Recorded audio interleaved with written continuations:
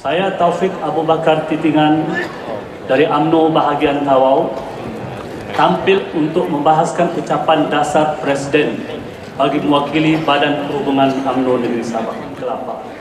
Kalau yang di atas hidup bahagia, rakyat jelata jangan dirubah. Hidup berlalu kiambang bertaut, tak akan berpisah sepanjang hayat. UMNO lah pati tempat berpaut, bersama berjuang membela rakyat. Mari menuai padi di sawah, hasilnya banyak, dinikmati saksama.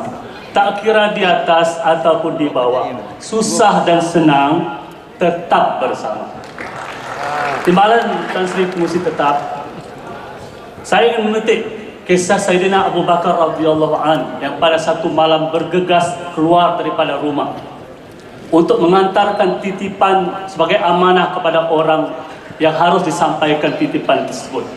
Maka anaknya berkata kepada Sayyidina Abu Bakar, "Wahai ayahanda, kenapa tak ditunggu hingga esok hari sahaja baru disampaikan titipan tersebut?" Sebagai seorang yang menghayati apa itu amanah dan sentiasa risau bahwa amanah itu merupakan satu tanggungjawab dan juga satu beban, Sayyidina Abu Bakar radhiyallahu an menjawab, "Tidak ada yang boleh beri jaminan bahwa esok saya masih hidup." Seorang khalifah lagi, Umar bin Abdul Aziz, sering mengorbankan waktu rehatnya di malam hari untuk beliau keluar meronda-ronda, melihat, memantau, jangan-jangan ada di antara rakyatnya dalam keadaan kelaparan. Khalifah Umar Al-Khattab, seorang khalifah yang terkenal, diriwayatkan pernah, tuan-tuan dan puan-puan, memikul huni gandum, sama macam Datuk Aziz memikul beras. Dia memikul huni gandum untuk diserahkan kepada seorang miskin yang duduk dalam kemah di padang pasir. Sehingga amba abdi kepada Sayyidina Umar Al-Khattab berkata kepada beliau, "Wahai tuan, biarkan saya memikul huni gandum tersebut." Tapi apa kata Sayyidina Umar? "Adakah engkau akan memikul bebananku di hari akhirat kelak?" Inilah pemimpin ataupun khalifah yang pernah berkata, bagaimana seorang pemimpin boleh memahami nasib rakyatnya jika belum dan tidak pernah untuk berusaha merasakan keperitan rakyatnya. Ayahanda yang amat berhormat Datuk Seri Presiden sendiri selaku pencetus dan pengasas Felda satu ketika dahulu rela untuk meredah hutan belantara Bukit Bukau, menempuh perjalanan yang jauh, nun pergi ke pelosok kampung dan desa tanpa ada protokol, semata-mata untuk memastikan rakyat mendapat maklumat dan juga untuk memastikan mereka dapat diberikan perkhidmatan yang sebaiknya. Tokoh-tokoh yang saya sebutkan tadi, sidang perwakilan sekalian, adalah mereka yang telah berjaya bukan sahaja memahami, bahkan menghayati, menterjemah dengan tepat bentuk praktikal hadis Nabi sallallahu alaihi wasallam yang berbunyi, "Kullukum ra'in wa kullu ra'in mas'ulun an ra'iyati." Yang maksudnya semua kamu adalah pemimpin dan setiap pemimpin akan disoal apa yang kamu pimpin daripada kepimpinan kamu. Dan dalam konteks ini, Timbalan Pengurusi Tetap, saya merasakan Datuk Seri Presiden kita telah menepati ciri-ciri pemimpin yang bertanggung jawab terhadap kita yang dipimpin. Beliau telah dan terus berusaha untuk menunaikan amanah dengan penuh komitmen dan kesungguhan. Beliau mendengar denyut nadi rakyat. Beliau memikir, merancang, merealisasikan gagasan transformasi bagi membela nasib rakyat, khususnya orang Melayu dan juga Bumi Putra, tanpa mengabaikan hak kaum-kaum lain yang ada dalam negara ini. Namun demikian, Datuk Presiden kita bukan seorang Hercules. Dia bukan seorang Superman. Dia bukan si badang. Oleh itu kita semua kena bantu beliau. Kita bantu beliau artinya kita bantu UMNO, betul tidak? Bagaimana cara untuk bantu? Sedangkan dia lebih hebat daripada kita. Cara untuk kita bantu adalah dengan kita bersatu padu, solidariti, betul tidak? Kita perlu jadikan diri kita satu saf barisan yang mantap, seperti mana firman Allah Subhanahu wa taala dalam surah As-Saff ayat 4. Pernah dibawa sendiri oleh Presiden dalam persidangan lalu, yang mafhumnya berbunyi, sesungguhnya Allah menyukai orang yang berperang di jalannya dalam barisan yang teratur, seakan-akan mereka bunyanun marsus, yaitu bangunan yang tersusun kokoh. Bersatu ini, solidarity ini bukan setakat fizikal, tetapi ia memerlukan juga diikuti dengan bersatu hati, bersatu fikir, bersatu kerisauan, bersatu dalam perancangan, dan bersatu untuk melaksanakan apa yang telah kita permuafakan bersama. Betul tidak tuan-tuan dan puan-puan? Jangan sampai obat Datuk Seri Presiden kita bagi seorang itu kuntang ganting, yang lain hanya tengok sahaja. Yang lain kalau Presiden bergerak baru ikut bergerak. Betul tidak? Semua yang telah diberikan amanah perlu melaksanakan amanah tersebut. Saya ingin bertanya kepada sidang perwakilan sekalian yang hadir pada hari ini. Saya ingin tanya, adakah anda yakin Presiden kita di landasan yang betul apabila beliau memperkenalkan dasar transformasi nasional? Yakin atau tidak? Adakah Presiden dalam landasan betul memperkenalkan penegasan untuk terus memperkasakan agenda ekonomi bumi putra? Yakin? Adakah kita yakin Presiden di landasan benar apabila mengumumkan yang akta hasutan tidak akan dihapus, malah akan dimatapkan lagi? Yakin? Sidang perwakilan, kalau kita yakin, maka kita kena menghayati firman Allah Subhanahu wa taala yang berbunyi, a'udzubillahi minasyaitonir rajim.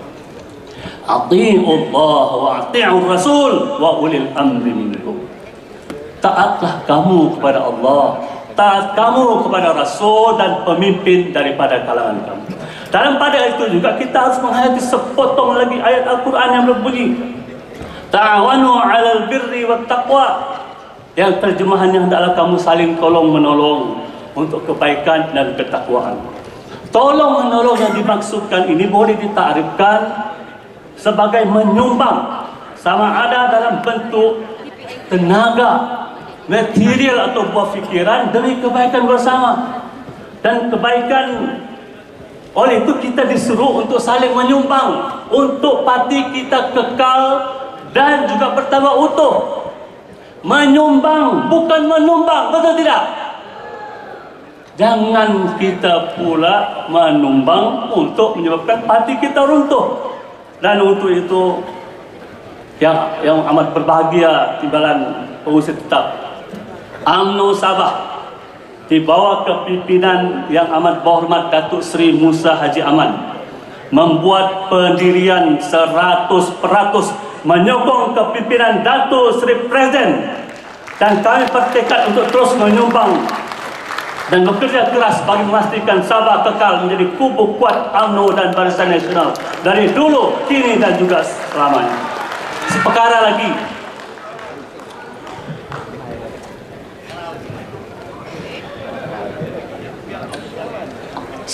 lagi, oleh kerana Datuk Seri Presiden ini amat prihatin kepada Sabah, dia jaga Sabah dengan cukup baik, maka sudah pasti Sabah akan tatap jaga Datuk Seri Presiden kita. Andai Gunung Tahan tidak cukup untuk jadi perisai, UMNO Sabah menyediakan Gunung Kinabalu sebagai benteng mempertahankan Datuk Seri Presiden agar beliau boleh teruskan agenda mensejahterakan rakyat dan negara, khususnya orang Melayu dan bumi putra. Timbalan pengurusi tetap, Tan Sri pengurusi tetap, mari kita tukar sudah. Okay. Insiden pencerobohan militan Sulu yang berlaku di Lahadatuk tahun lalu merupakan satu insiden yang penuh dengan hikmah. Walaupun ia pahit kepada orang Sabah dan juga mungkin sama-sama kita rasakan kepahitan untuk orang kita semua di Malaysia. dalam keadaan ada puak-puak segelintir pihak yang menanam kebencian kepada rakan-rakan kita di Malaysia, di Semenanjung Malaysia. Mereka katakan orang Melaya boleh balik Melaya. Dalam keadaan mereka menanamkan hasutan agar Sabah berpisah daripada Malaysia. Tiba-tiba kita dikejutkan dengan insiden tersebut, di mana apabila ianya berlaku yang merupakan satu kejutan, dan kita nampak dengan jelas apa makna solidariti dalam erti kata yang sebenarnya. Dalam kejadian itu, tuan-tuan dan puan-puan sidang perwakilan, ramai mereka yang pandai bercakap, bersandiwara, melarikan diri daripada Sabah. Tetapi yang turun siapa ke Sabah? Yang turun pergi Sabah Datuk Seri Presiden, betul tidak?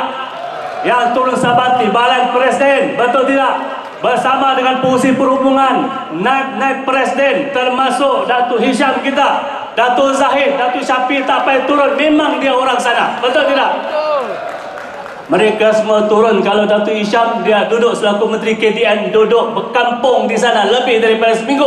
Dalam keadaan pilihan raya Parlimen bila-bila boleh berlaku, tinggallah kawasan Parlimen Semberong. Betul tidak? Inilah bukti solidariti Sabah, Semenanjung dan juga Sarawak dalam erti kata yang sebenar. Dan yang paling tinggi, tuan-tuan dan puan-puan, adalah apabila anak-anak muda prajurit kita datang daripada Kelantan, Melaka, Kedah dan pelbagai negeri di Semenanjung Malaysia. Mereka datang berjuang di Sabah, mempertahankan setiap inci tanah Sabah daripada dijajah, daripada dicerobohi. Mereka membuat pengorbanan. Ada di antara mereka saya sendiri menyaksikan kepala terputus daripada badan, isi pipi terkikis tinggal tulang. Mereka tidur, tidak bangun-bangun lagi selama-lamanya, hanya untuk memastikan rakyat Sabah boleh tidur dengan lena di malam hari, dan besok boleh bangun semula untuk meneruskan kehidupan seperti biasa. Sedangkan mereka meninggalkan isteri menjadi janda, anak jadi yatim. Tidakkah ini satu bukti solidariti yang paling tinggi, betul tidak? Oh, itu saya ingin merakamkan ucapan terima kasih kepada semua yang terlibat dalam mempertahankan Sabah. Hajat Habib, boleh kita baca Fatihah di pagi Jumaat ini kepada mereka-mereka yang tergugur di atas. Amin. Al-Fatihah. Bismillahirrahmanirrahim. Alhamdulillah.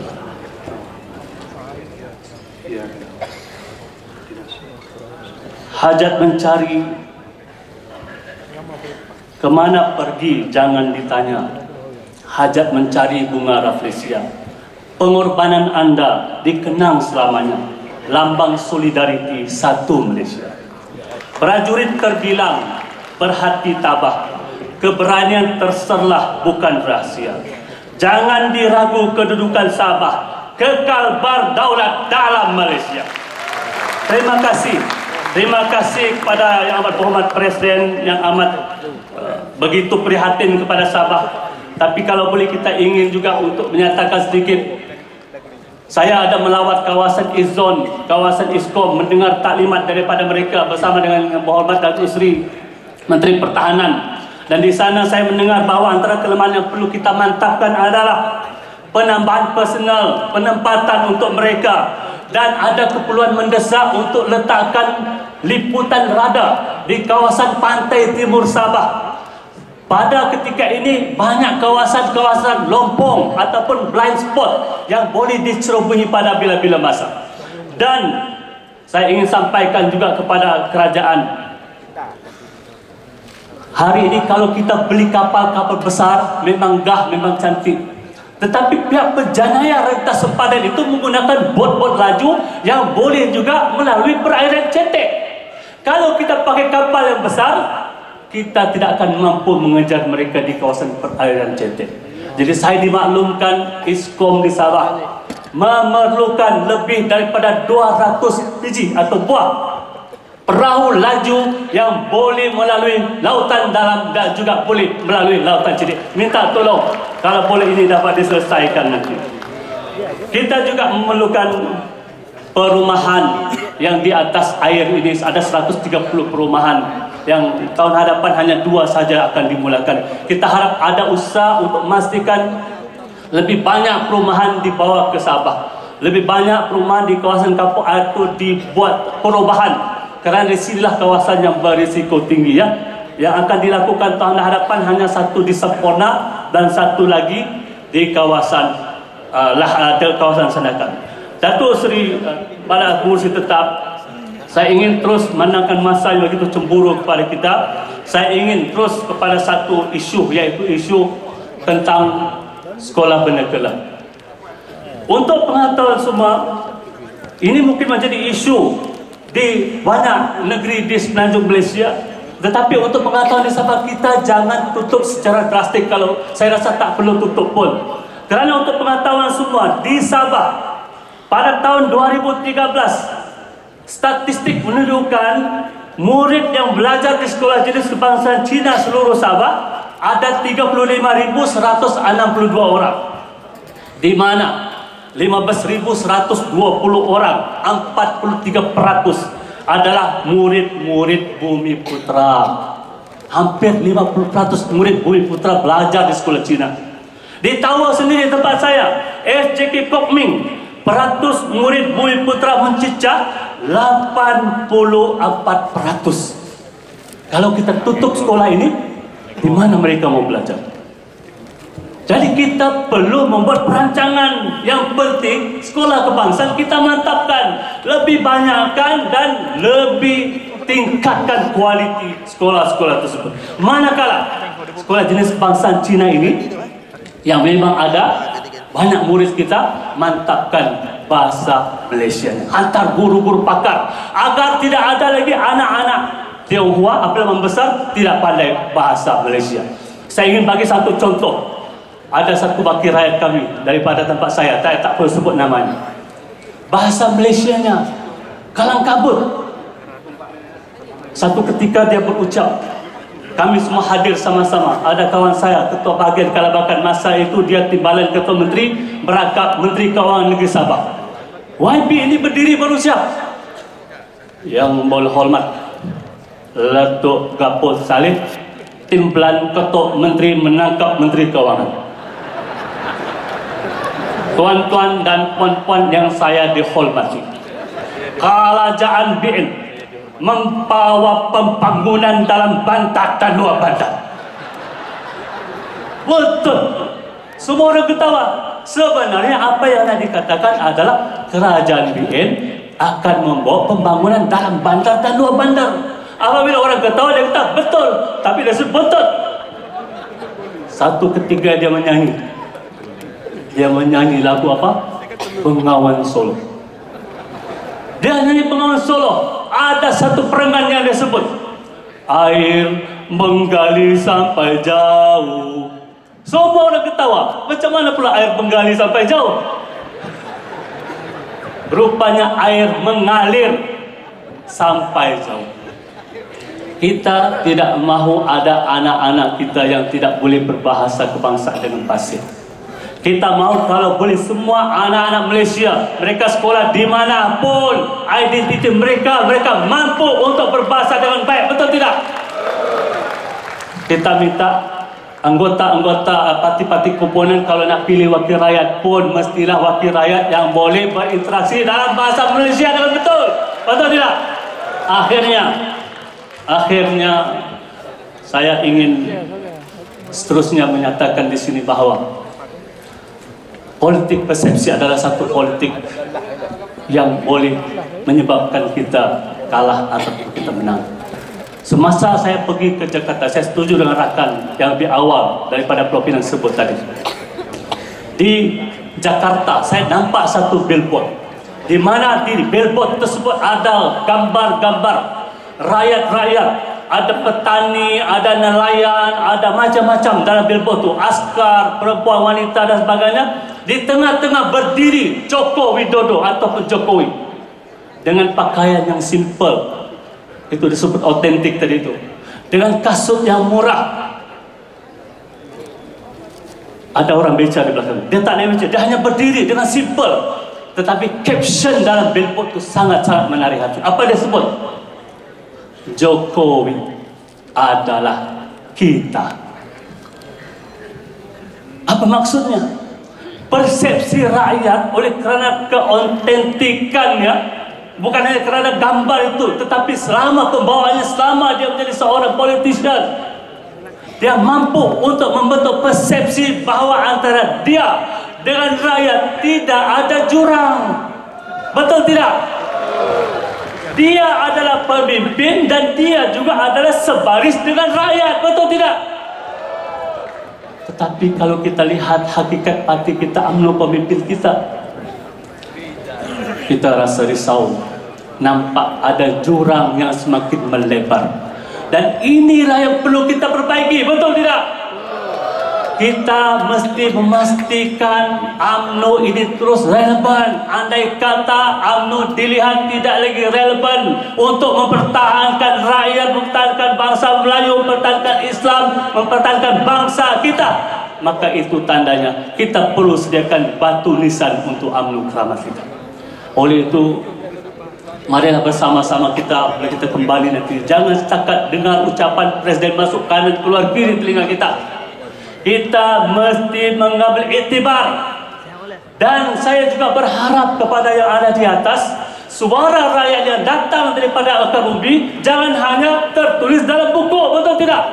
Ia mesti dilaksanakan untuk kebaikan kita bersama.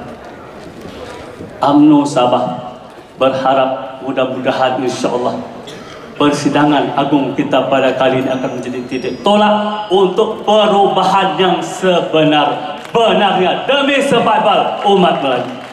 Kita yang menentukan hari ini apa yang kita perlu lakukan, bukan kita mengamnukan rakyat, tapi kita merakyatkan UMNO itu sendiri. Dan dia harus bermula kepada diri kita, di atas maupun di bawah. Kerana rakyat di luar sana menjadi hakim dan mereka menjadi penentu. Dengan kata demikian saya akhiri. Wabillahi taufiq wal hidayah. Assalamualaikum warahmatullahi wabarakatuh. UMNO Sabah mohon